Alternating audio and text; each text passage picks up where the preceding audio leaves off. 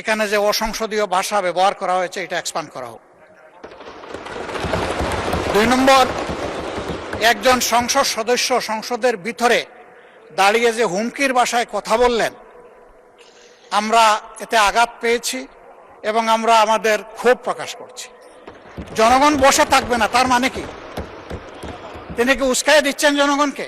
মাননীয় সদস্যবৃন্দ, রাজনৈতিক দলের বিভিন্ন মতাদর্শ থাকতে পারে, তাদের কথাবার্তাতে সবটাই পছন্দ হবে এমন কোনো ব্যক্তি নয়, কিন্তু অনুগ্রহ করে শুনুন, আমার কথাটি শুনুন। এখন আপনাদের একজন বক্তাকে আমি দিচ্ছি, উনি যা যা বলেছে প্রয়োজন হলে তারা আপনারা জবাব দিতে পারবেন। বক্তব্যের মাধ্যমে জবাব দেন। একজন বক্তাকে বক্তব্যের সময় অনুগ্রহ করে ডিস্টার্ব করবেন না। এখন বক্তব্য রাখবেন মোহাম্মদ আব্দুল বারী সর্দার। আচ্ছা, মাননীয় বিরোধী দলের নেতা বলেন, কিন্তু এই বক্তব্যের মাধ্যমেই জবাব দিবেন, এটাই আমরা আশা করি। কাউকে ডিস্টার্ব করবেন না, বলুন। না মাননীয় স্পিকার। জি, ধন্যবাদ মাননীয় স্পিকার। প্রথমে আমি তীব্র প্রতিবাদ জানাই, এখানে যে অসংসদীয় ভাষা ব্যবহার করা হয়েছে এটা এক্সপান্ড করা হোক।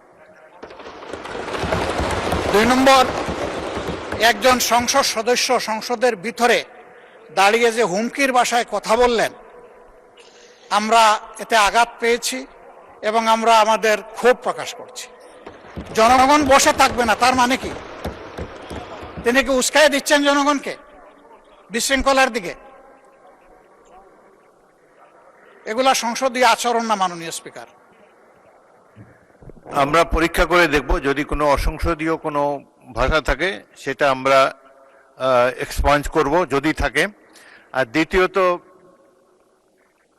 যেসব বক্তব্য, এটা তো বাংলাদেশের রাজনীতির ভাষা, আমরা চুপ করে থাকবো না, এইগুলো তো শত বছর ধরে বাঙালিরা বলে এসেছে।